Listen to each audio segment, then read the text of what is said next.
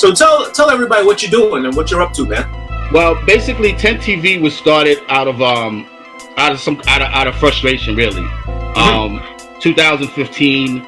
I started the brand. It's basically a website, but we also do showcases. We interview a lot of major stars and a lot of independent stars as well. Okay. Most notably, recently, God rest his soul, Fred the Godson. We did one with him.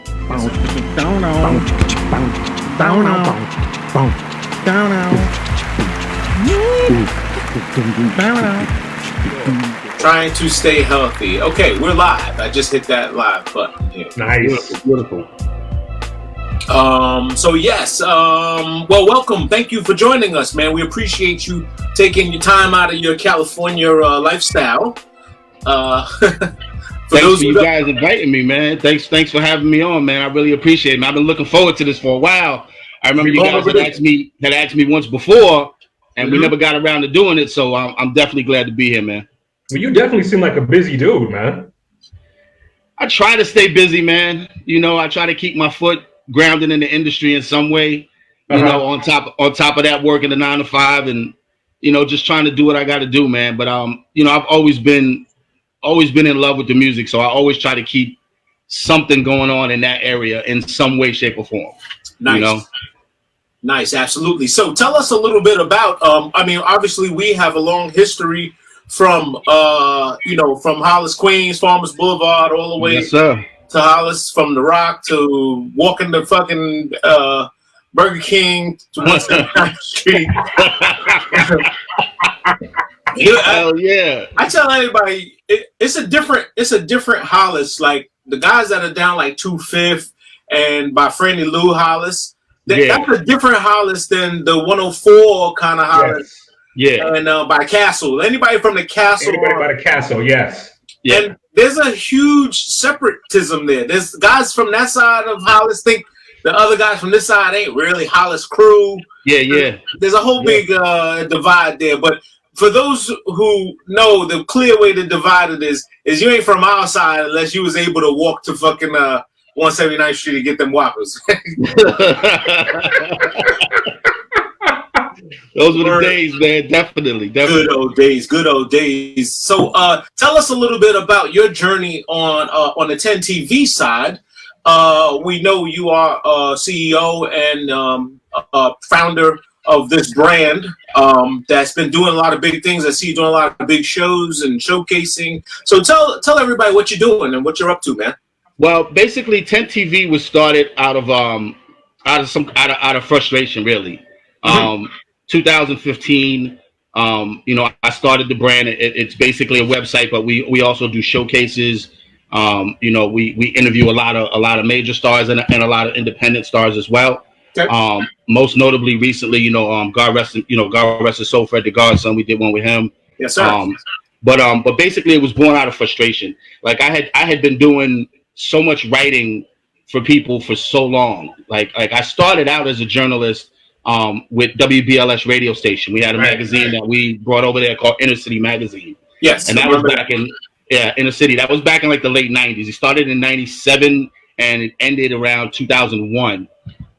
From there, I went on to Hip Hop DX. I wrote with them for a few years, maybe like 2002 to 2006, 2007. And then I started working with a couple of websites out in Germany, most notably Yo Raps. I wrote with them for a few years.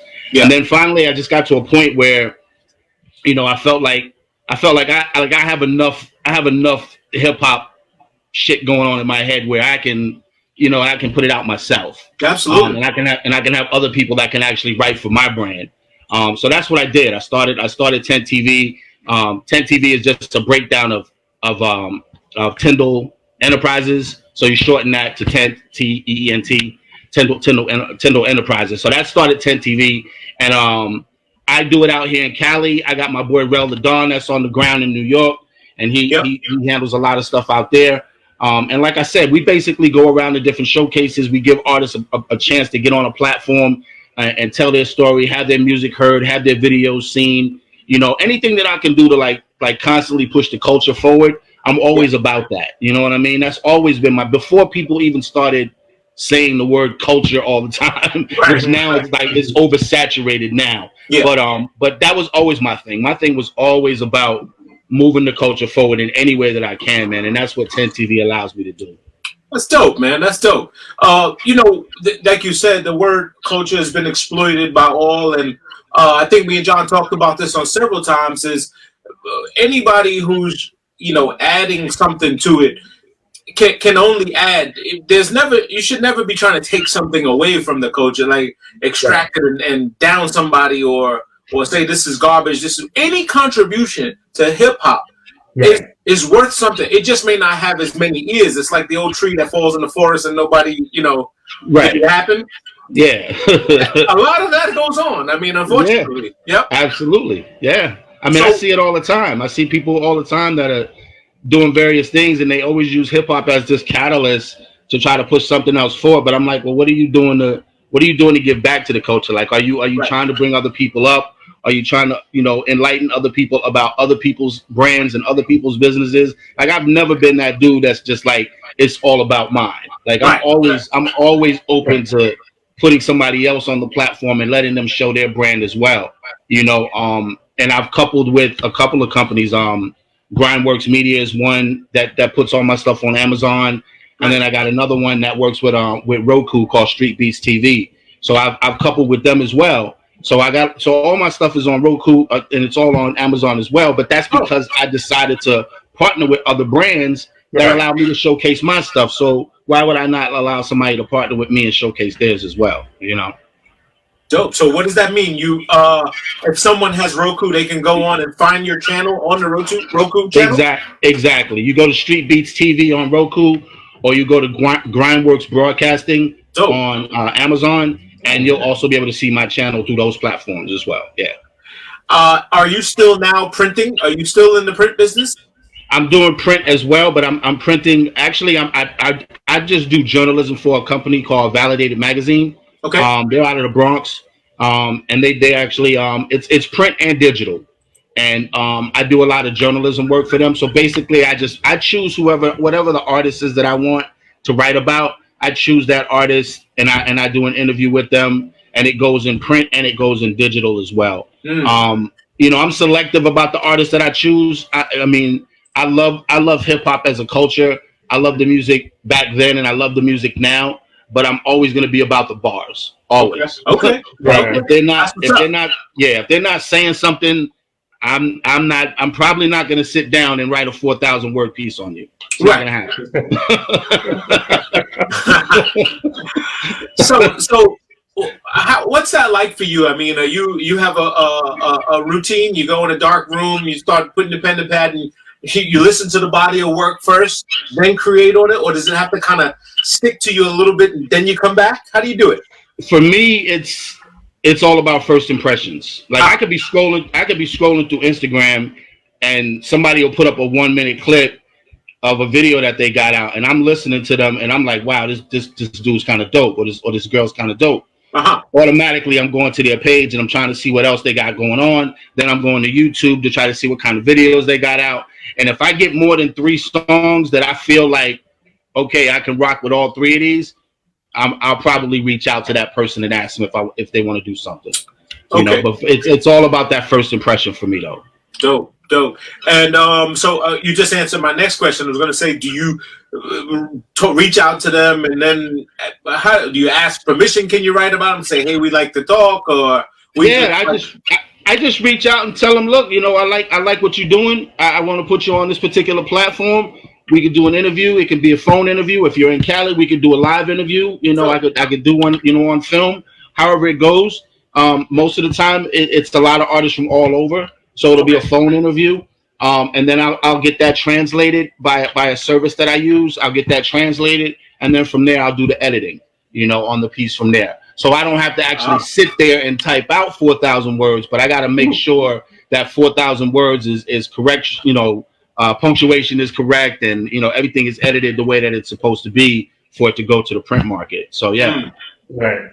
I'm the opposite. I throw shit out. John gets on me all the time for punctuality and everything else.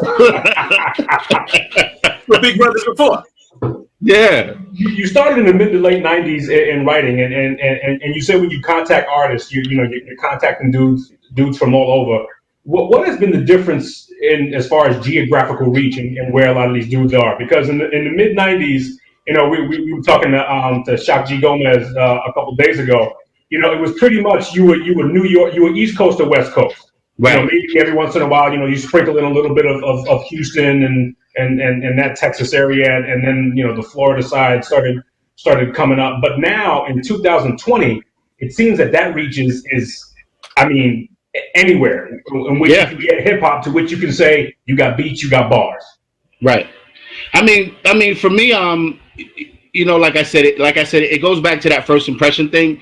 But I've heard people, like you said, from regions from all over, man. It's no longer just, New York, New Jersey, Connecticut. It's no longer that tri-state thing, or people like a lot of people think Cali don't have a lot of spitters, except for the ones that are most notably known, like the Kendricks and the Games and so on and so forth. But Cali got a lot of spitters, man.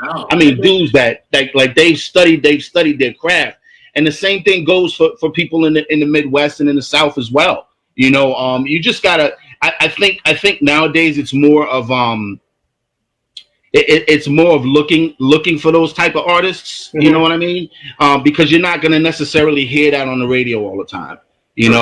Or the song that you'll hear on the radio from an artist may not necessarily showcase their lyrical skills. Right. But that doesn't mean that they're not. That doesn't mean that they're not lyrical. I mean, people look at somebody like a 2 Chainz and they're like, well, maybe he is lyrical, maybe he's not. No, 2 Chainz is a dope lyricist, but you got to listen to the project. Right. You can't just listen to the single. The single is meant for the clubs, for the strip clubs, for the clubs, and so on and so forth. It's the commercial. It's the advertisement. Yeah, exactly. It almost seems like the radio is almost like unfair to the artist now. I mean, I remember, you go back as far back as where we were, and so when you heard an artist on the radio, that was that artist. That was who that person was. Right. It's almost like the radio is almost like, okay, this is what's going to introduce you to that artist, but the authenticity of that artist, what they're really about, you got to dig a little bit deeper to find. Yeah, I totally agree with that. I mean, and like Chad was saying, I mean, it's basically because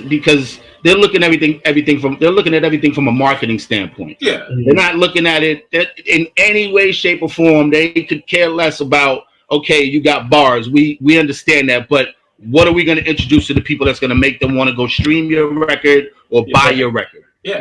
That's the bottom line. And it is kind of unfair to the artists, because there are a lot of artists out here that put a lot of work into their craft. Nowadays, if you're not spending money on yourself, you're not getting anywhere in this industry. No. You got to have your own following before you get there. Record labels are not. They're no longer big $1 million budgets. No. For A&R stuff to mold you into an artist. We're not doing that anymore. So it is kind of unfair to the artist. But on the flip side of that, there's that independence that wasn't there 20 years ago. Where you can build your own fan base. I know guys from Connecticut, from Cali, I mean, from all over, man, that they've built their own fan base, and these guys tour regularly. They put out music regularly. They put out videos regularly. They always got content that's going out, and they're doing it all independently. So they don't have to worry about somebody chipping in and taking 60% of what it is that they make. Right. That's the beautiful side about it. Yeah, because of the independence, but that independence can also breed a lot of other people that think that they're going to make it and they're just not. It's a lot to sift through. It's a lot to sift through. I mean, these YouTube channels and dudes' Instagram pages and dudes' Twitter feeds. That's a lot of shit to go through. To find those dudes. Yeah, it is, and like that's why I said, for me, it comes down to that. To that initial seeing. Like, as soon as I see it, I can kind of feel it for myself. Yeah. Like, okay, this is what I like to listen to. This is what I rock with. I'll give you a perfect example. Like, I was listening to Griselda years before Griselda signed with Shady and became what they are right now. Me too. Right? I was a big Griselda fan. I was a big fan of Griselda before they were signed, and just because they were from Buffalo, and I was like, oh shit, this is Yeah. You know, there's got to be a lot of pain in there. There's got to be a lot of suffering. There's got to be a lot of gritty shit that you know, and their style was so unique. And then keep going though, but me too. Yeah, I mean they're the perfect example. They're the perfect example of independence done right. Yeah, you know what I mean. And they didn't have to change who they were. They didn't have to change the music that, you know, the content that they talked about. They didn't have to change the producers that they used. They didn't have to change nothing. Yeah, they just stuck to the format, and the format eventually worked. Yeah, and that's what I love about that independence, man. Yeah, they're like you just said, this happens. I mean, diamond in the rough. Griselda, every rapper is in their basement with their laptop going, "Fuck, that's us." Like we got the same vibe, we got the same setup. You just don't strike oil. You're not digging in the right place. You know what I'm saying? So you won't strike the oil you're looking for because, you know, you sitting there striking the axe, but you on the dead soil. You know what I'm saying? And, right. And a lot of times it comes down to the work ethic, man. Yes. You know, it comes down because you could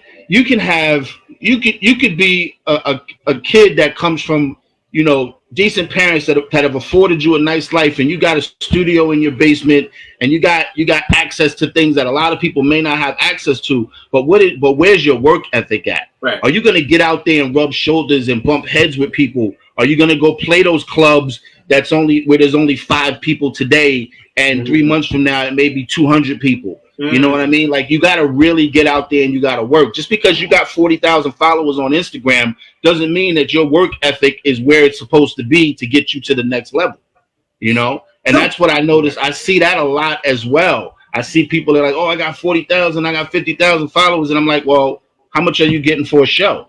"Oh, well, I'm not getting paid for shows yet." "Oh, really?" Right. That tells me that your 40, 50,000 followers are probably not real followers. Pretty much.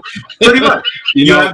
It's not organic. You don't know them. You don't know who they are. Exactly. You've either paid for a bot, and you know you got your stuff, a couple of followers, and you got something that, you know, clicked, and that's very unfortunate for the game, because we've seen a lot of people, like you said, have put in the craft, have done the work, have really gone out and studied, and have put the work in, put the pain, did the work ethic stuff, and they get overshadowed by the guy that's got 60,000 followers, you know, and a trendy catch, and nothing else to back it, you know. So I call that the shallow howl music, man. It's just it's just like it's jingle music. It's a trend. It's a jingle. It's for today, and then it's over with. You know. Exactly. It's trendy, and a lot of them are going to realize that it takes a lot of work to get to the next level, and a lot of them eventually fall off. You know, like I'm not chasing that anymore. That was just a period in my life. But then you have those artists who live and die and breathe this shit, and they're like, "Yo, this is really what I want to do. I really think I have something to bring to the table. I really think I can uplift this culture. I really think I can be on the level of, you know, quote unquote, the superstars that are out there." Right. And those are the ones that'll eventually make it, you know. And today, like I said, with that independence, you'll see a lot of artists today where they may never be the biggest artists in the world. They may never be Jay-Z status or Kanye status or Kendrick Lamar status, but they're gonna make a good living. They're gonna travel and see the world, and they're gonna do what they love doing, you know. And that's just by building an organic fan base that loves what you do. Right. Yeah, it's tough. I mean, it's very tough to. First of all, anytime you're in the entertainment business, it's tough to get people to purchase your products. Yeah, and that's, you know, even from a leaflet, a magazine, or anything you have, you know, to get it in someone's hand that they pay for it, and then, you know, okay, I'll support. There's 2 different levels of it. There's the support. I support you. I'm gonna buy it. It sits on the shelf. It's sitting down here somewhere, whatever. And then there's the, I can't wait for the next episode, the next release, or the next paper, or something. Right. And that's when you know you have something. When people are calling saying, "Yo, when's the next one I got?" Please, I can't wait. I can't wait.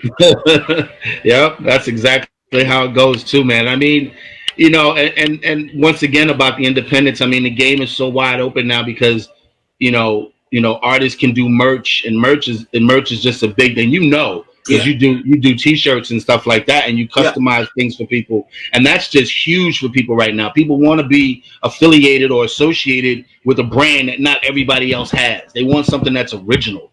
You know what I mean? I mean, of course, you're going to have your staple brands that are always going to be there. And we don't even have to mention them because everybody knows who they are. But people always want to be a part of something that's unique and something that's new and something that's different.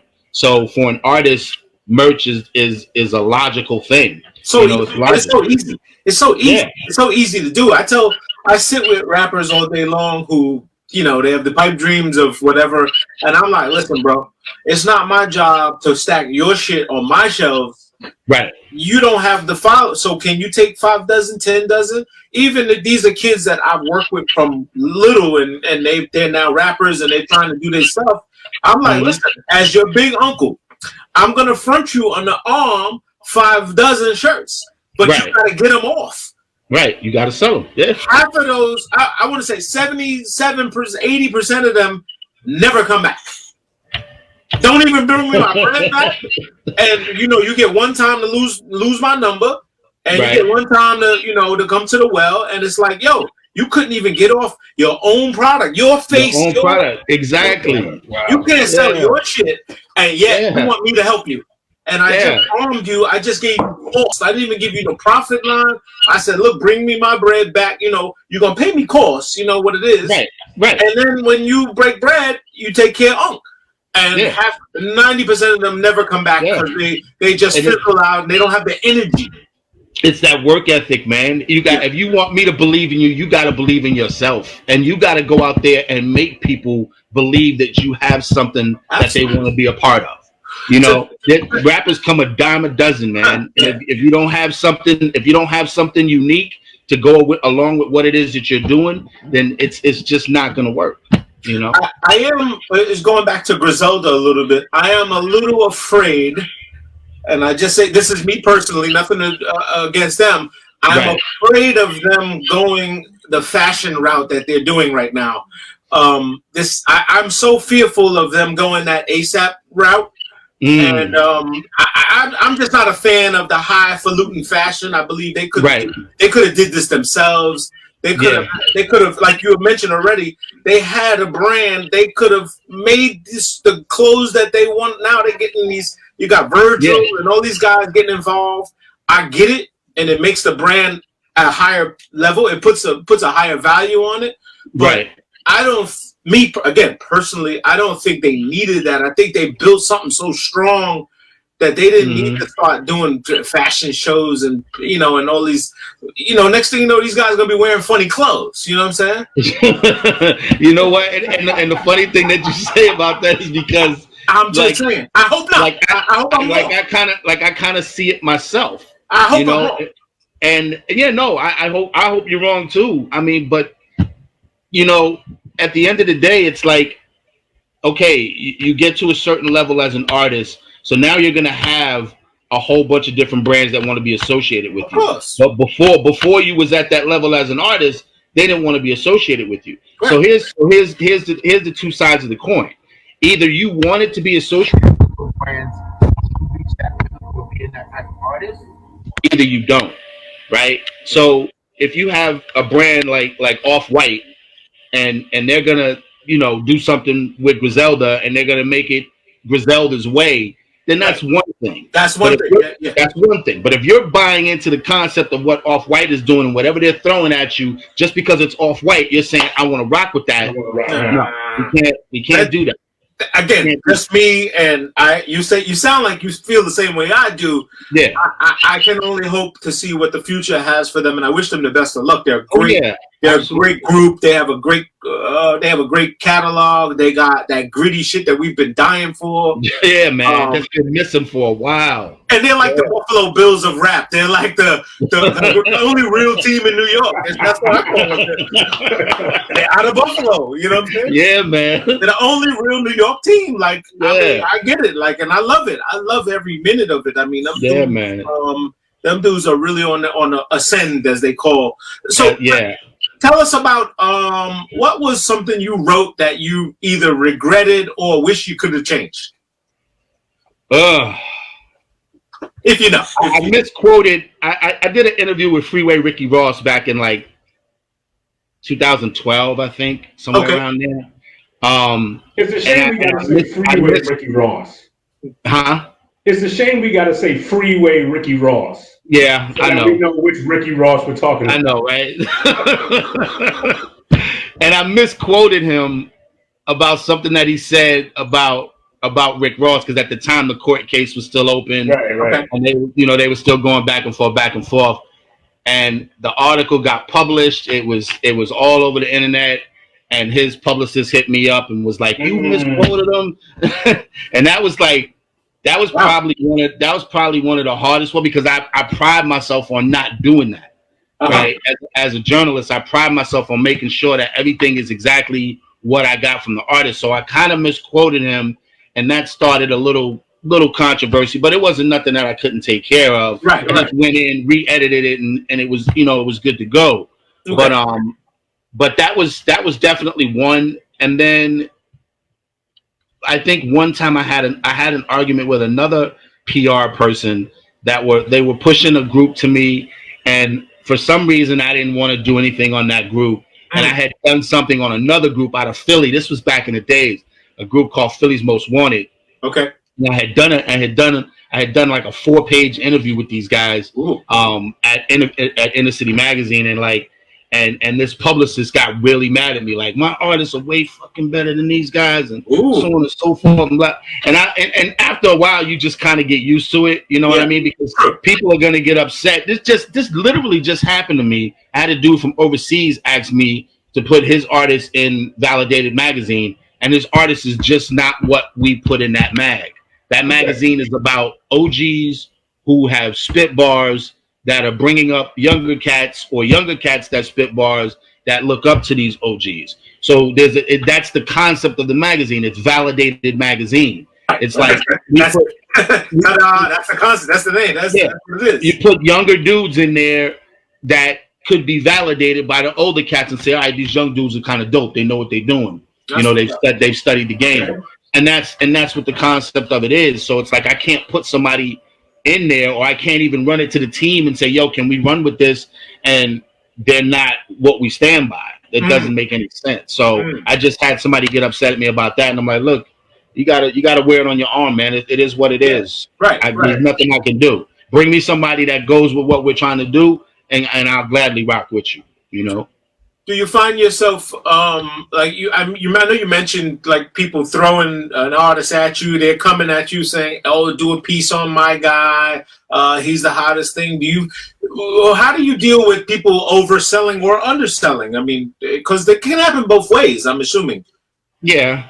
I mean, to be honest with you, man, 9 out of 10 times, if somebody brings me an artist, right, I probably don't like them as much as they want me to. It's a good comment. Good comment. I would assume that. Listen, I've done the same thing, and John is a witness. Anytime someone says, "Hey, you got to check out so and so," and I go, all right, whatever. Yeah. In my own. Anything like, yo, you got to have this coffee. This is the greatest. Because you told me so. All right, whatever. Right. You're never gonna give it the credit that you get for discovering it. Right, exactly. And the discovery process means everything. It's man. the fun. It's the fun. It's so fun about it, man. It's opening the package and finding this artist that was sitting in a crevice here and like, oh shit, this guy got some powerful shit. Exactly, man. Did you hear what he said? He said this.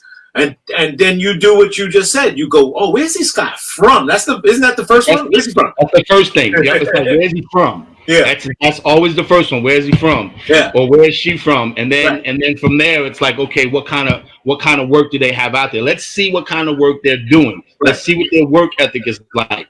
Let me go to their YouTube. If I go to your YouTube and I see 2 videos in the last 6 years, not gonna happen. You're nice, but your work ethic is kind of lacking.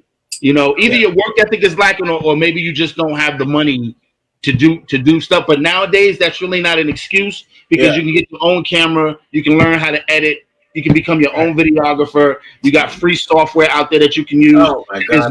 There's no reason why you shouldn't have a ton of videos out. You know what I mean? Go ahead, John. I was going to ask, how often do you roll the dice on an artist? How often do you say, you know what, all the things, like the foundation of who that artist is, I believe in, but all the other things that I want to say, that I want to list on the pedigree are not there. But God damn it, I believe this dude is got something special. He's got something. So I'm going to go ahead and roll the dice. Yes, he doesn't fit the pedigree of who I put on before, but you know what? I'm going to put my name and say that Chado's the man. Right. I mean, that happens. It definitely happens. There's a lot of artists that I've done stories on, that are not where I want them to be yet. Mm-hmm. But I feel like if they keep doing what they're doing, that they will get there. Yeah. And they'll get that recognition that they deserve. For me, it's like I said, it's those things that I can never change. It's that first impression. It's always about the body of music. It's about the body of work. Like, what are you really saying in your work? Right. Yeah. Like, I'll give you a perfect example of somebody that I was on top of like 8 to 12 months before they really popped off. Mm-hmm. And it's the Baby, right? Okay. Now the Baby's probably the biggest hip hop artist right now. It's funny story. My nephew told me about him. Storm's son Just was like the Baby, and I was like, wait, Baby, Little Baby, and I was like, yep, that's what people used to say to me. I was like, they were like, Little Baby. I was like, nah, not Little Baby, like the Baby. And I did not know of him. I did not know of him until I heard him in my man's backyard a while ago, and I was like, yo, this dude right here is gonna pop. Really? And sure enough, he blew up. But when he blew up, like where he's at now, I feel like the music is becoming repetitive. Yeah. But I feel like once he gets to maybe his 4th or 5th album, I feel like he's gonna have to really dig in his bag, and that's when you're gonna get some emotional stuff that's gonna come out of him. Yeah. And I think that's gonna be some of his best work. You know, right now I feel like the music is still repetitive. It's the same type of beat structure, you know, things like that. And there's only but so much you can rap about, you know, jewelry and women and cars. And you can only do that but so many times before your audience is like, all right, this is getting kind of stale. You know what I mean? So I'm looking forward to what he's gonna do like in the next couple of years. Like right now, he's still riding that brand new wave. Yeah, for sure. And I'm not mad at you. Ride it for as long as you can.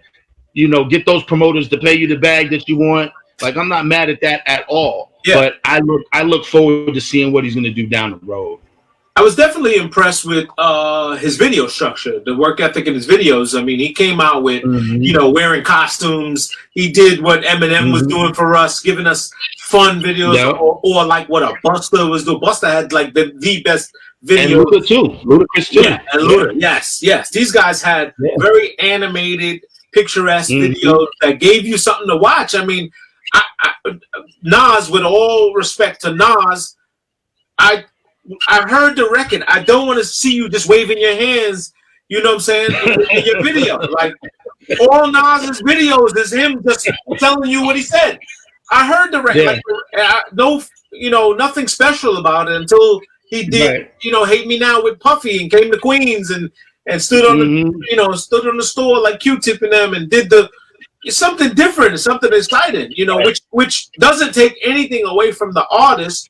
Could only have added to his catalog, and then he got better through a time. Like he's a sweeter guy. You know what I'm saying? Like right. I mean, some artists are just not like that, man. Some artists are they're real simple, and they just want to be heard. Yeah. You know, they don't want a whole bunch of fanfare to go along with what it is that they're trying to do, because they feel like, oh, that's gonna outshine my message or my, what I want to get across. And I understand it, and it's okay if you want to take that approach.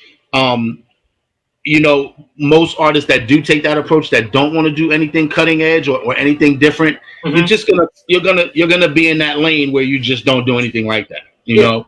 And you'll still have your fan base, but you won't. You may never play Saturday Night Live or something like that. Right. You know what I mean? It takes a special artist. It takes a special breed to get to that level.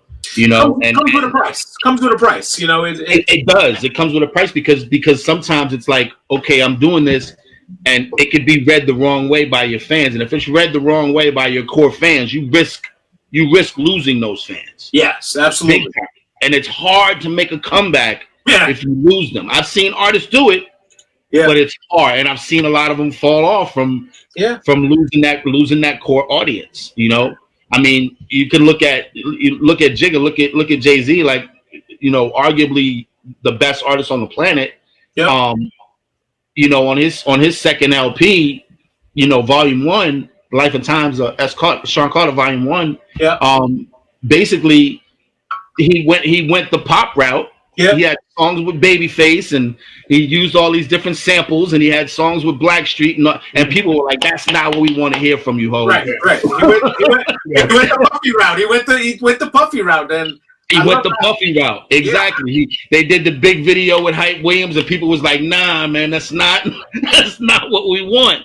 He didn't even look right in the suit. He didn't even look right in the suit. Jay didn't even look right in the suit. He had his legs flapping, and then weird. After that, you know, if he hadn't done Streets Is Watching, you know, put out the video for Streets Is Watching, that, you know, that's what really brought him back. Right, and then when he did Volume 2, you know, when he did the Hard Knock Life with the Andy sample, that could have been a wrap. Yeah. It could have been over. Yeah. But it did what it was supposed to do. That's, you know, but a lot of artists don't make it back from stuff like that, man. It seems like now in the digital age, when you lose the attention, you've kind of like lost it. I don't want to say forever, but it seems to be harder to get that back. It seems that I don't want to say it's easier, but it seems like you know, to go to Jay-Z route, like you said, to do that and then come back with something else and you can get it back again. It seems like now the attention span that we have for artists is so finite. It's that if you lose it, you're almost not going to get it back, because now you go down to that list of other 100 scrolls that I'm gonna be listening to, and it's gonna take a while for you to catch up to that. And that's a lot true. Longer than what it would be like you know, like the example you gave. That's true. I mean, because years ago there was a handful of artists, and we knew who that handful was. Yeah. You know, nowadays there's so many that a new one can pop up from out of nowhere, and like, I mean, and it's all about luck. I mean, you could just make one song that can push you over the top, and the next thing you know, you ride this wave of being the hottest artist in the game. And then from there, you may never have the same kind of staying power as that first hit that you made. You may never see that again. Never. You'll still make records and you'll still do shows. Yeah. But like, I mean, let's look at Fetty Wap and what he did with Trap Queen. Trap Queen was a hell of a song. It was a monster. It was a monster song. Took him from nobody to a somebody overnight, doing records with Drake and everything. But has he had a hit that big since? No. Right? No. But he's still gonna make money. He's still gonna tour. He's still gonna do shows. You know, he's still gonna be an artist that's out there. But will he ever have another hit that big? I don't know. It remains to be seen. But it's hard. It's hard in today's setting with so many artists doing so much stuff. You know, it's funny you mentioned him. Fetty Wap was an artist that when he came on the scene, like I didn't care for the backstory and all the stuff, and the one eye was okay, everybody thought, you know, whatever it was. I didn't really care for it. I really enjoyed his music because he had a different style with the singing kind of. We hadn't had anybody since Ja Rule, you know, off that, you know, singing and harmonizing with the hooks and with the, you know, and it was so weird because what happened with Fetty Wap was he's one of those artists that when you like him, somebody will tell you, "Oh, you fuck, he's corny," and you're like, "Wait, I like the guy," and no one likes him anymore. It's like, what just happened? I did not know what happened to Fetty Wap. Somebody told me it was because he had braids one day he had a baldy one day and dreads one day, and a wig on. I heard so many fucking stories, and I was like, but the music is dope. Like, it's nice. I mean, and he just fell victim to how do you call it? Gimmick stuff. Gimmicks. Yeah, gimmicks can hurt and they can help. You know, and it's all about how you maneuver through that gimmick, man. Because the gimmick is not going to last forever. So when the gimmick is gone, What do you have left of you, man? No, you know? it's not. It's not, and it can ruin you. We got dudes shooting themselves in the mouths in the coordinate just to try to say I got street cred. I mean, what the you know? There's an artist, you know, I mean, out of LA, I'm sure you know him, but and I tell people this all the time, you're a lazy hip hop fan if you don't go discover shit. Like if you just listen to what's regular on the radio, you're a lazy fucking fan. I mean, you're not really a fan. You're not a die-hard hip hop fan if you do. Yeah, if you just judge radio music and kind of pop music, you like pop music, then you like the top 10 songs that are out. But a guy like Tyler the Creator, you know, dope fucking artist. He's got so much shit. He's so fucking weird. He's like the Bismarck of today. You know what I'm saying? Of that era where he does weird shit. He says shit that only he could get away with. He calls himself gay. He calls, you know, he just fucks with people. Yeah. And you look at him and you're like, who is this guy? Like, what's his fucking story? But he makes some bad fucking records. Like he got joints that if I play shit off of that Wolf album or whatever, people be like, yo, who the fuck is that? And right. You're just lazy. You're not looking for shit. You're only listening to what everybody's doing. Yeah. I mean, and that becomes, you know, I mean, that's the mold. That's the mold that the majority of people that listen to music, they don't listen to music from a standpoint of really critiquing it. They're like, does it make me move my ass on the dance floor? Do I like walking around my house cleaning up, listening to it? You know, do I like riding in my car, listening to it? And that's it. They don't really critique anything or dig any deeper than that. You know what I mean? But people that do, you know, we look for a little bit extra. Yeah. You know, because we know that what's being played on the radio today is gonna be done in a matter of months. You know what I mean?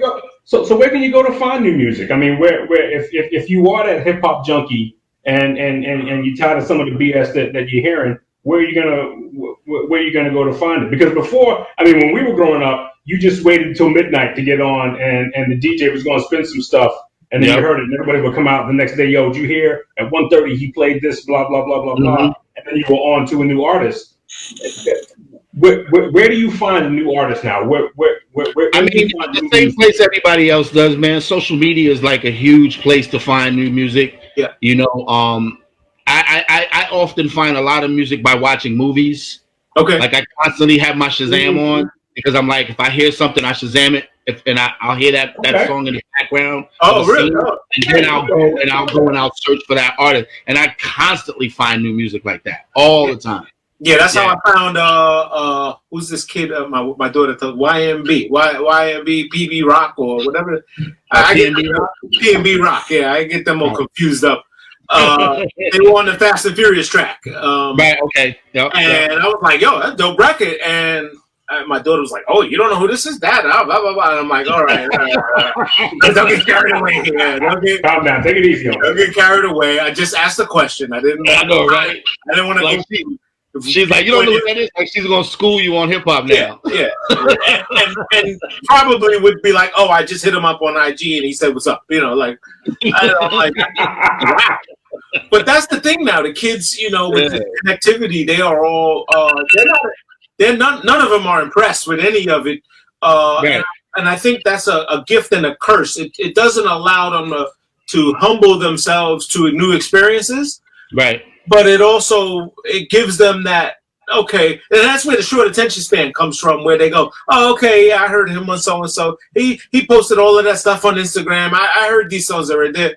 It's over. And here today and going tomorrow, it's like, wow, what happened? Yeah. It's a microwave game right now, man. It really is. I mean, you know, it's sad, but you know, gone are the days of hearing somebody like Rakim and being like, wow. Like this shit here is totally different than anything I've ever heard before. This is like, you know what I mean? Like you don't get those moments. They come far and few between nowadays. Yeah. You know, and that's even with a lot of artists that I see and that I've done interviews with and people, you know, whose music I listen to. It's like wow, man, like you're dope, but I don't know if you're gonna be dope to the point where you're gonna shift the culture. Yeah, you're not gonna make people, oh, this is that new wave, you know what I'm saying? Right. Like, and that doesn't happen often, you know, It only happens, I'm gonna say maybe like once every 5 to 10 years, you find somebody that comes out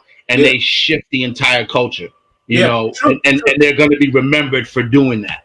You know, John said something very interesting on our last show. He says, "What would you say, John? We're now seeing hip hop has children and grandchildren. Oh, yeah, we got kids now. So hip hop has kids now, and before it was just, you know, the idea of being authentic wasn't even a question because it was all authentic. It was all first. It was all first. It was all first. It was all first. So everything you heard for the first time. Every style you heard for the first time. Every rhythm, every beat. You know, you mentioned Rakim. You didn't realize, damn, that's vocabulary that dude is straight up spitting. And that's a mathematical segment that he's doing, putting in his lyrics. So all of that was new. Now we're asking ourselves, okay, well, who's going to do this again? Right. Yeah. And it's sometimes the thing that we were saying the thing that DJ Shock G was telling us is that it's sometimes it's kind of unfair to ask that dude who's not privy to that to say, well, go ahead and recreate the shit that I saw when it was new. Yeah. You know. A lot of that stuff is you can't recreate those type of moments. Yeah. You know, and that's why they're beautiful moments, man. Because whenever you flash back and you look at those moments, you can be like, yo, I remember this. Like I'm sure everybody here remembers where they were when 50 Cent dropped Get Rich or Die Trying. Like, you remember that. Yeah. You remember where you were. You remember the cars riding by playing it. But you also remember what he did with his mixtapes and everything that came leading up to that album, you know? Mm-hmm. And moments like that, you just don't. They're just far and few between, man. You just don't see them all the time anymore. So, who in your opinion? I know you scour. You do a lot of scouting and looking under rocks. Who's on the radar? Where's the next star coming from? Where's? You know what, man? I really rock with this dude from Connecticut named Annoyed. Okay. And lyrically, he's a monster. I mean, he's been on every platform that you can possibly think of, but he hasn't yet got that song that's gonna push him over the top. But he's not that kind of artist. You're not gonna hear him do that type of music. You know what I mean?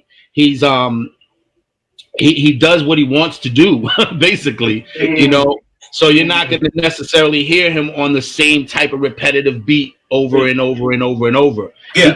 He can do that, but he chooses to give you more, you know, and lyrically he's a guy that you can tell he digs in his lyric bag on a regular basis, man. You can tell that he sits there and he scout and he really racks his brain for what he's trying to put together when he puts it out to the masses. So he's from Bloomfield, Connecticut, if I'm not mistaken. Oh yeah. Was it Annoyed? Annoyed, ANOYD. Oh, yeah, yeah, ANOYD, and yeah, man, he's just dope, man. I did an interview with him back in, I think it was 2018. He was performing. They had a Raw Thoughts tour out here. It was Chris Webby. It was Armin, who's like the Armenian assassin. He's a dude from out here in Cali.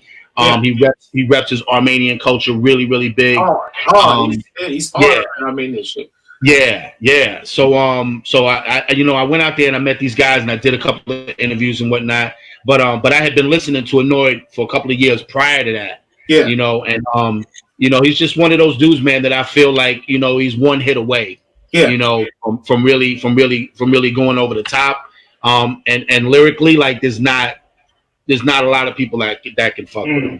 He's that nice. My dark horse in that is this kid. Sorry to cut you up, John. My dark horse is this kid, Joyner Lucas, who's Joyner's nice. Joyner's crazy, man. I mean, I've been following him like 10 albums ago or 10 tapes ago, and for him now to get his shine with the Will Smith record, the video and all that other stuff, and this kid is like so talented.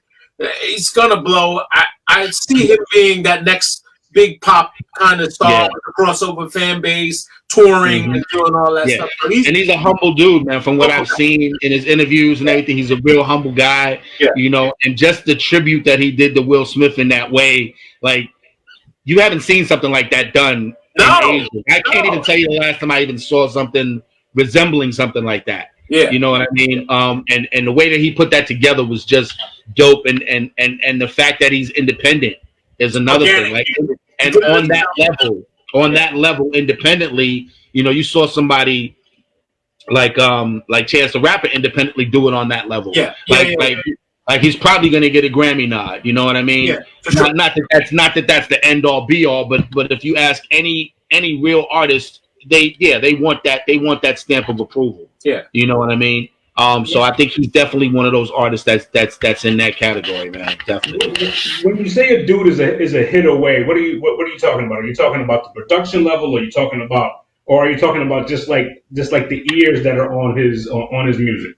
The ears that are on his music, he's just one. When I say one hit away, he's just one chorus that's gonna catch people, you know, away from being that radio artist. Yeah. You know, but he's never gonna be that radio artist. You know what I mean? Like he'll get that airplay, you know, on the radio, and he'll get that single that will blow up and change the trajectory of his career. But he's never gonna fall into that box and just stay there and be that kind of artist that's just gonna give you radio ready music all the time. Gotcha. That's not gonna happen.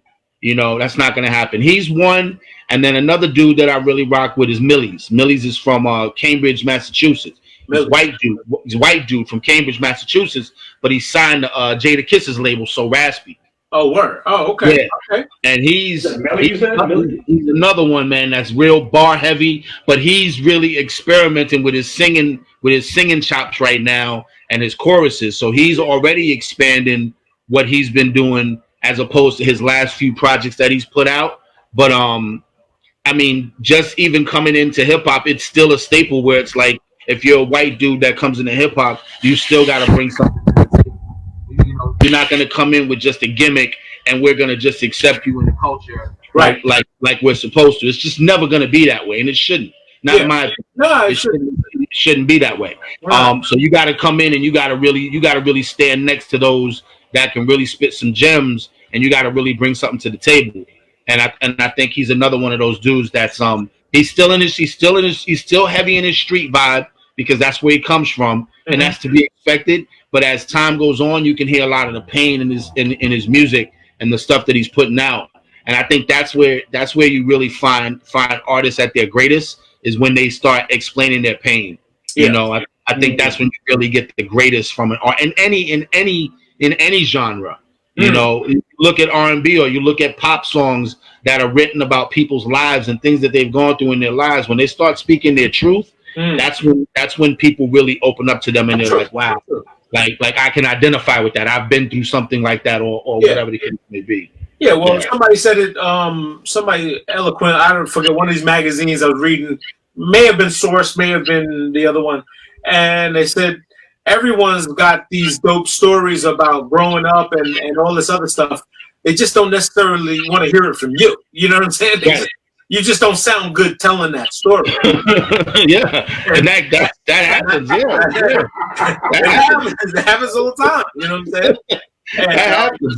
You know what? The biggest thing that hurts me in the industry now, man, especially hip hop, is you know, artists that feel like they have to portray an image that they're not to get some sort of credibility. That's the one thing because we didn't grow up like that. We didn't grow when we heard something on the radio. If we heard Kool G rap, or if we heard Rakim, or if we heard KRS-One, or if we heard LL, like, we knew what we was hearing, what these guys were.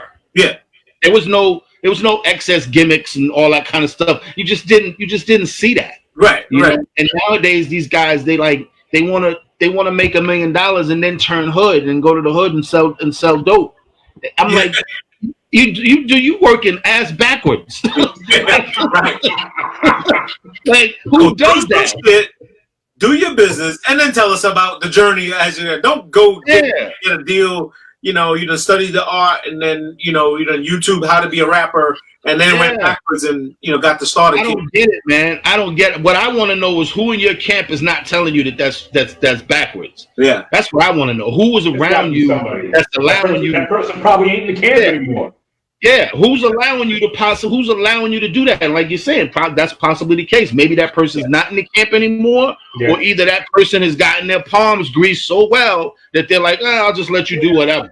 And I've just never been a yes man. Like, if if it's trash, I'm gonna tell you it's trash.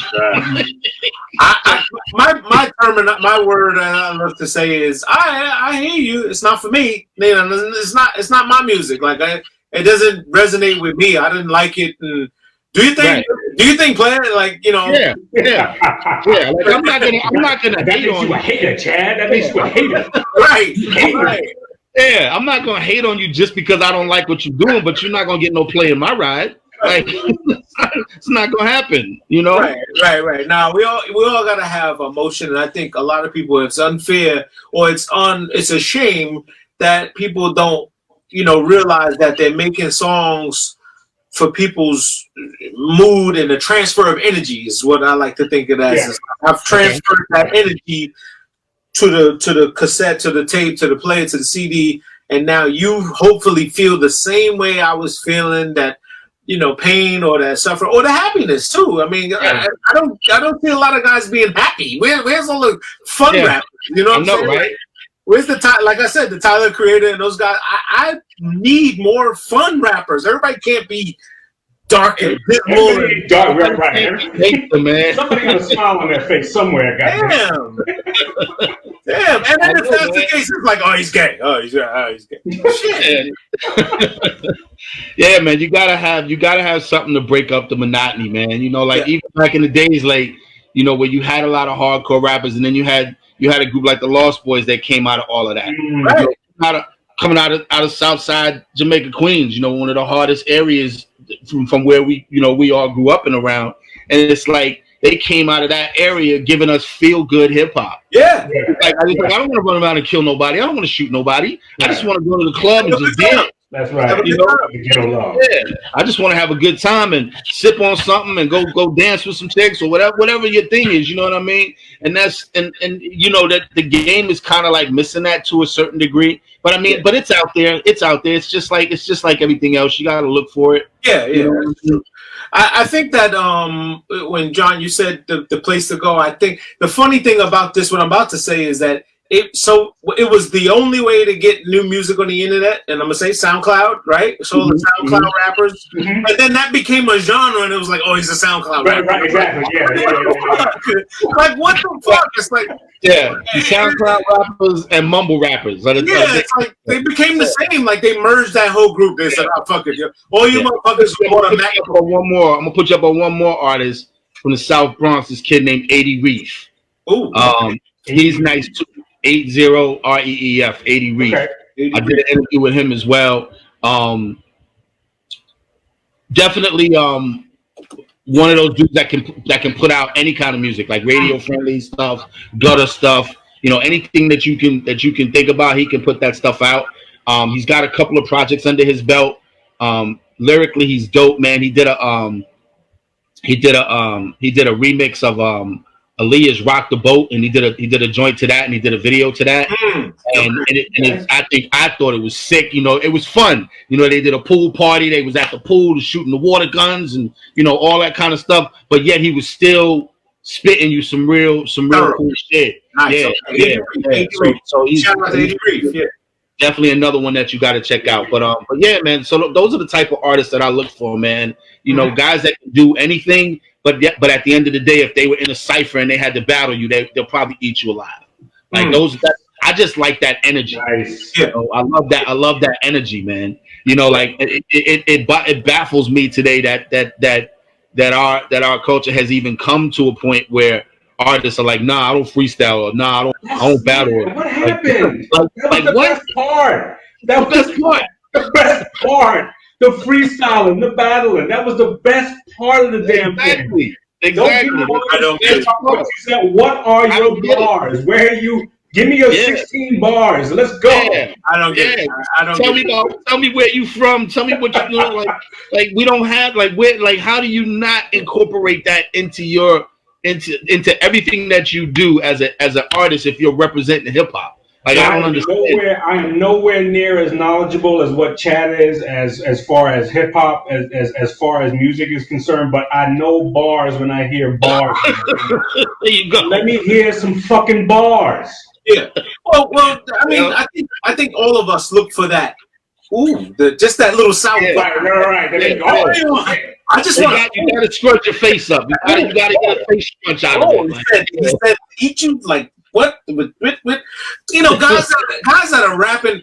Here's my biggest pet peeve for rappers, and if you have this in your starter kit, don't rhyme sucker with fucker. Like don't give me a metaphor that's like cat. Like don't do it. There's nothing to gain from rhyming words we already know rhyme. Like, you have to rhyme shit creatively, or the two syllable bar package. You know what I'm saying? Like you gotta have some shit. And yeah, you got to, man. Like flows are so lost, man. Like no one's flowing. Yeah. Nobody's got different type of flows and shit. Like one guy, I would say, in his Elder Statesman, who is still going in the way, and there's a lot of them, but fucking Fabulous, man. Fabulous is a staple, man. He ain't going nowhere. Like, and he's one of those dudes that I love so much because he's been able to come from his first album dropped in 2001. Yep. So he's been able to come from that era of the J's and the DMX's and the Ja Rules, and now he can stand next to dudes like the Baby and whoever else is out there that's current today, like and still rock on a record with them and sound good. But yet he can go back and do a project with Jada Kiss and sound grimy as old Brooklyn. Oh, you know what I mean? Like Fab is one of my unsung guys that I really think that really. I appreciate a Fabulous now. I didn't appreciate him living because we were the same age. We were growing up together. We was all the same in the same clique. Right. We everybody knew each other and kind of like in this. I mean, I didn't know them, but I knew of them, and everybody was kind of running and racing for the pie at the same time. So you really had more competitiveness in your heart than you really. It didn't allow you to like them as much as you respect them because they spit. You know what I'm saying? But that's a guy that just like matured in those little series he does, and him, Lloyd Banks, like these guys give more shit away than they sell. You know what I'm saying? Yeah, they do. Yeah. I mean, but he's one of those. I mean, Fab is one of those artists. He ain't got no problem getting shows. No. You don't have no problem staying on the road and working. No, you know, and that's what we. You know, I think that's what we want as a music genre. I think we want our artists. We want our legends to be able to. We want our legends to be able to sustain themselves by continuing to be able to travel and do shows when they're 50 and 60, if that's what they choose to do. Right. You know, and you look at a Too Short right now. Like I was not a fan of Too Short in the 80s. I hated what he was doing. Yeah. I didn't understand the difference between California and New York. I was a New York dude, and I was like, if it ain't New York, I ain't fucking with it. I had that mentality. Yeah. But now that I look back at what Too Short has done, his career has been incredible, and he's been widely respected by everybody that you can. There's not a person that will put his name on their tongue and say that Too Short is not a legend in this industry. You know, even what's the other guy from the Bay? First of all, I didn't know, like, you know, back then, Cali was just Cali, and we always thought it was just LA, just like people just thought it was New York. But I didn't know about the Bay. I didn't know, you know, like you had different parts with and that whole hyphy culture, and they had a whole genre that was happening in their own neighborhoods, and that's what's dope about this music thing is that it is very regional with twist and twang, and I kind of miss being able to tell that a dude is not from Atlanta when you hear a guy like Designer and be like, oh, he's from Brooklyn, and like that kind of throws me for a loop too. I don't like it, but I don't knock it either. I don't enjoy it because it's like, why do we have to change to be on the wave? Yeah. You know what I'm saying? Like you from New York, you're supposed to sound like you from New York. But then again, people will look at that and say, what does that mean? People would look at that and say, well, I'm an artist. Why do I have to sound like, you know, whatever. So you can look at it from both ways, but I agree. I mean, it trips me out when I hear an artist that's from New York and they sound like they're from Atlanta. I'm like, wait a minute. Yeah. Like, what the, you know, but hey. I get it. Did you start TentTv in New York and then you took it to LA, or did you move to LA and then start TentTv? I started it in New York and then I took it out here. And then, like I said, I still got my guy Rel. he's on the ground in New York, and he does a lot of stuff with a lot of different DJs and showcases and stuff like that. So we have TentTv NYC, and then we have just TentTv, which is the overall brand. Okay. But yeah, man, I mean, we've interviewed a lot of people. I mean, and I've interviewed a lot of people over the years. I mean, from the 90s all the way up until now. So for me now, it's really about interviewing artists that I really connect with, because years ago I used to do interviews with a lot of artists that I didn't connect with, as well as a lot that I did. Yeah. Because I've done the TIs and I've done the Mobb Deeps and I've done, I've already, the Ludacris's and people like that and Nelly's, and I've done all of that in the 2000s. I've interviewed all these guys before. So now for me, it's more of a personal thing. Like, I don't really feel the need to sit down and take that kind of time to write something about somebody unless it's somebody that I really, really rock with. Yeah. Because it's no longer about me just being with another platform that says, oh, do this artist. Like, I don't have to do that anymore. So there's no more layman's work out of it. It's not just to do it and just to get the content of it is exactly.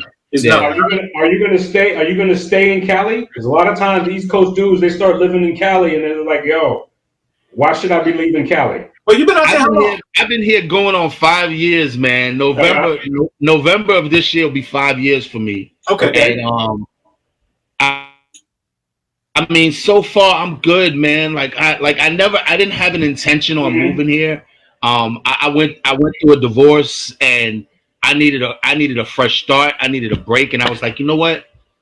Let me try someplace else. So I came out here, and I wasn't gonna stay. I literally was not gonna stay. I was gonna come back to New York and try to work on it with the ex-wife and do all these different things. And that just didn't pan out. It just didn't work that way for me. And I said, you know what? I like it here. I'm getting older. I like the weather. I've always hated snow. So it just stuck. It just stuck for me. But I do miss New York at times, man. I mean, that's my home, man. That's why I'm born and raised, man. You know what I mean? Like, it's always, no matter where I'm at on the planet, it's always going to be in my blood. Right. I mean, people out here, they see me. I go to an event out here, they're like, you ain't from mine. Where you from? Where you from? You from the East Coast, right? Yeah, you're from New York. Yeah. Like, automatically, you can spot that. But but yeah, man. I mean, the weather, man, especially when you get older, the weather, man, is unbeatable, man. The beaches. Good for the joints. Good choice, yeah. Yeah. Good for the joints. Huh? It's good for the joints. Yeah, man. Hell yeah. It's true. The only one thing you could say that you guys have that I'm sure none of you guys like is your fucking traffic. The traffic out here? But where I'm at, I'm in Orange County, so I'm not in LA. Like, if I had to deal with LA traffic, which is like New York traffic, 6-lane highways and the whole 9 yards, that would drive me crazy if I had to deal with that every day. Yeah, so I'm close to San Diego. Yeah, I'm fortunate. Like, my job is only like 25 minutes away from where I live. Nice. And the traffic is never really that bad. So it's 25 minutes in the morning and it's 35 minutes coming home. So it's never, it doesn't really bother me that much. But how has this COVID stuff affected you as far as, like, being able to hook up with artists and stuff like that? Oh, I haven't been going anywhere. I'm just being smart about it, and I've just been quarantined. Like, I'm fortunate that my job is essential, so I'm still working, but I'm working from home. Okay. I have one of those jobs. It's like job security. Like, people always need heat and hot water. So, okay. so like we're still running like business as usual. Yeah, you're on call. You're on call. You're basically on call like a doctor. Yeah, and that's a blessing. So I'm happy about that. But yeah, man. But I've definitely been quarantined, man. I haven't been going anywhere unless I have to go someplace, like, to get food or something like that. Like, other than that, I'm pretty much in the house, man, and I'm okay with it. Mm-hmm. I'd rather do that during these times than be out there and playing around with this thing, because at first I had, like a lot of people, I had the whole conspiracy theorist thing going on, like, oh, it's the government and it's population control and it's all these different things, and I'm thinking about all these different things that the government might not be telling us, and whatever. But then when I see it start taking, you're one of those people too. I am not. I just got questions. I just got a lot of questions. He's getting there. He's getting there. He's getting there. He's getting there. I'm getting. I know. I'm getting there. I don't have a tinfoil hat. Yeah. But I got a lot of questions about. I ain't mad at you. I ain't mad at you for the questions. I feel you on that. I mean, but then when I see it affecting people like a Fred the Godson, you know what I mean? When I see it affecting people like a Scarface, people that have been as true as they could possibly be in hip hop culture and have never had any smut or dirt on their name about being fake individuals. When you hear these people start talking about this virus and how they got it and how it's affected their lives, it tells me that it's true. You know, it's not just a fly by night thing. And I think even now that they're doing this whole staggered approach of reopening the economy, I mean, that's a great thing because that's what we all want. But I'm like, is it really time to do that yet?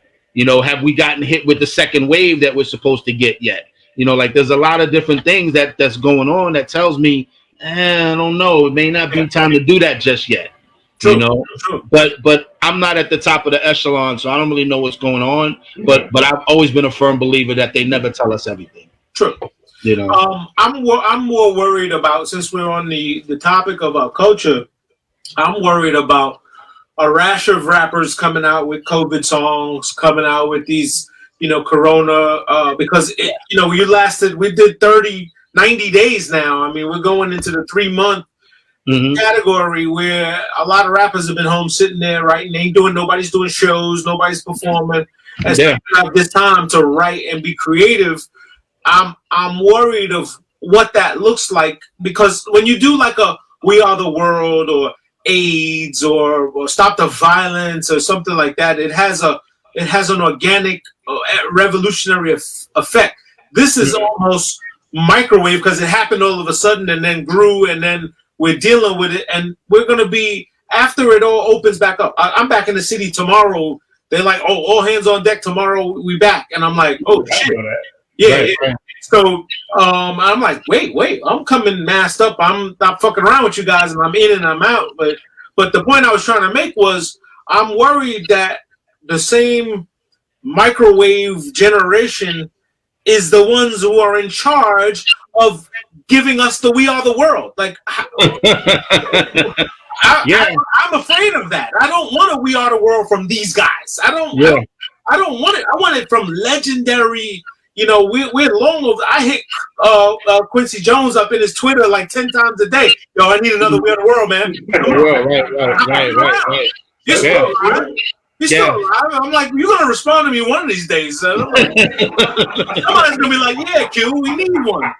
You, one of you fuckers that got the worldly power or whatever, and is Puffy trying to get everybody to vote and do all this shit. Make a fucking. I mean, that's what it comes down to. I mean, yeah, it would be great to have something like that. I mean, we haven't seen something like that in years, probably since We Are the World. You know, and that. I mean, but what it takes nowadays, I think, to get all of those type of artists together to do something like that. Yeah. Back then, it was much easier to do. True. I get it. I mean, it's going to be very hard for like we just said. Shoot a track. So who's going to make the track? It got to be a Quincy. It got to be a Quincy Jones to say. Somebody that everybody respects and nobody's going to. The track. I want you on it. I think you'd be great. I need 6 bars from you here, and he's gonna chop and piece everybody's shit up, and then next thing you know, we're gonna have this huge classic that we could. Diddy would be perfect for that. Diddy's the guy. He would be perfect for that. I mean, both Twitter's like, nigga, I need that. We need the world. Yeah, instead of giving us another Making the Band, give us another We Are the World, right? Or another reality show, or another fucking something else, some goofy shit. A train wreck show or something crazy. And I'm biased against. I hate reality music shows that are based around hip hop. Until the one that came out on Netflix, until that one came out, I have never seen. I forget the name of it, but it's Cardi B, T.I. Rapper, right? So until that show spawned a winner who's D Smoke, who's going on to do some big things now. Yeah. Every other show that I've seen about hip hop that was about a battle, about a competition, I've never seen anybody become a star from it ever. Yeah, the rap game. Look at Jermaine Dupri. Ever. Jermaine Dupri's the rap game. He's on like season 8 or something. And yeah. Like, where's the first fucking guy? Where's the first? Yeah, exactly. Where's the Kelly Clarkson of that series? Right. Where's the Ruben Studdard of this fucker? You know? Yeah, exactly. So I've never seen anybody win and then do anything substantial, as an artist. Right. That's a good point. It's a super good point, man. Because then what are we doing? Then what's he doing it for? Like, if you're not going to exactly. He's getting a check. He's getting the studio check. And staying relevant. It's more or less like being featured on a blog nowadays. You know what I mean? Like, oh, I was on this show on TV. Oh, really? Okay, cool. I met a girl from when I was with Fubu, running on tour with those guys. One of the girls, she had been with us on the tour running around, and then we saw her on the Making the Band, and I was like, wait, she's a rapper? Like, I didn't know she was a rapper. She was a groupie back then. She was running around. Wow. She came to every party. I was like, who is this bitch? And I just remember she had no lie. She had a bullet on her chain, and it says slut. It had a nameplate with a bullet on it. It says slut, straight up. And I was like, damn. Like, okay, I guess so, and I guess how's that working out for you? And later saw her on Making the Band, and I was like, you done slurped and burped your way all the way through. God damn it, yeah. But yeah, she was on the show, and I was like, I'm calling motherfuckers. I'm like, that's her. That's her. Yeah, that's crazy, man. See, man, I think. Like I said before, like I have a love for the culture as a whole. Mm-hmm. Like I love what these kids are able to do today. Yeah. I love that they're able to express themselves, and be independent and get their stuff out there. And for some of them, it's going to be life changing, and for some of them, it's just going to be a phase, and that's all good, fine and well. But I think like what we grew up with, as far as hip hop is irreplaceable, man. It's something that it can never be duplicated again. Yeah. You'll never see an era like the 80s, the 90s, and the early 2000s ever again.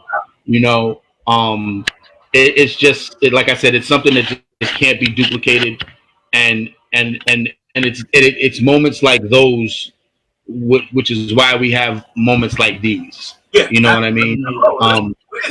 And that's. Yeah, and that's. It's just, while we have moments like these, Kenny. Exactly. You just paid me back for that fucking black eye you gave me. I every time you say that, I still feel guilty about that damn black eye, man. The only black eye story I have, I'm talking to people. The first guy to give me a black eye was this guy Kenny. Fucking playing around in my attic, wrestling and doing wild shit. We used to break the walls and do all kinds of jump. We used to have some fun times, man. We destroyed that fucking wall too, man. For a whole week, all Kenny would say was, "Yo, we broke the wall." The funny thing would say, "You go over to his house. Is Kenny home? Yo, we broke the wall." When I talk to my kids now, like, oh, how big was this house? I mean, did you have a big ceiling? Did you have no? Like this, but yet somehow fucking snooker fucking flew out of the air and dropped it.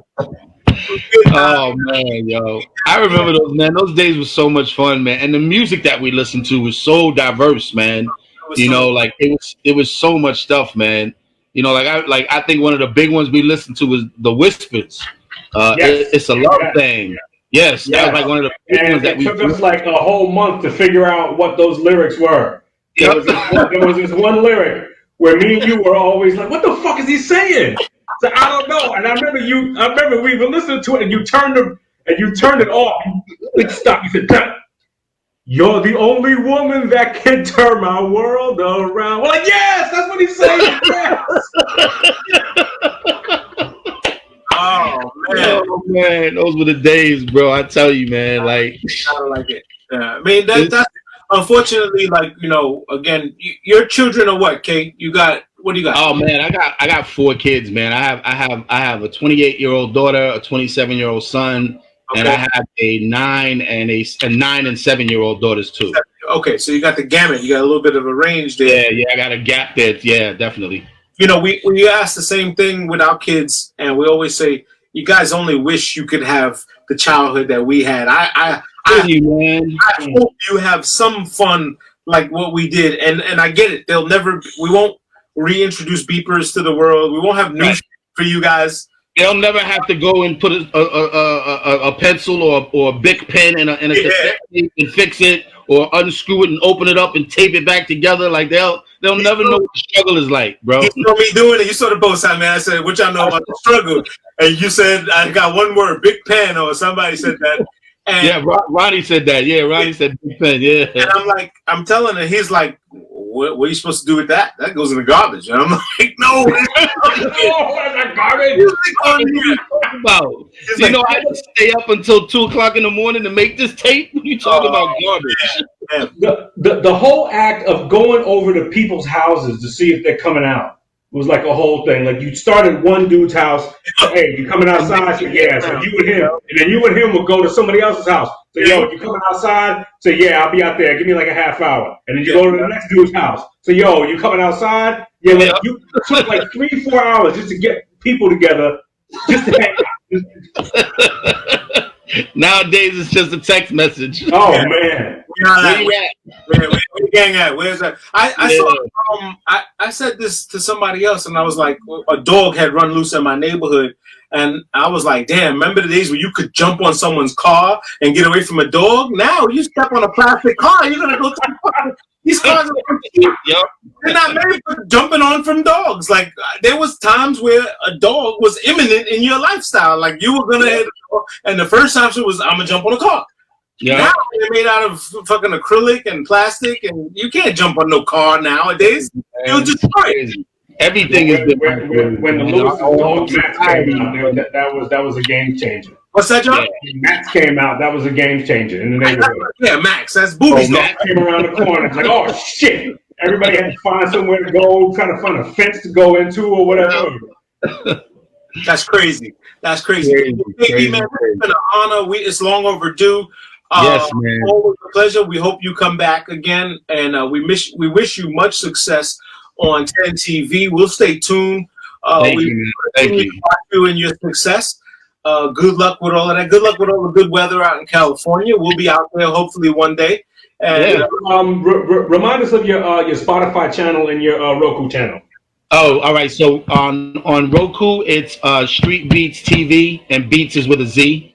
So okay. StreetBeatz TV. And then on Amazon, it's Grindworks Broadcasting. Grindworks is one word. So Grindworks Broadcasting.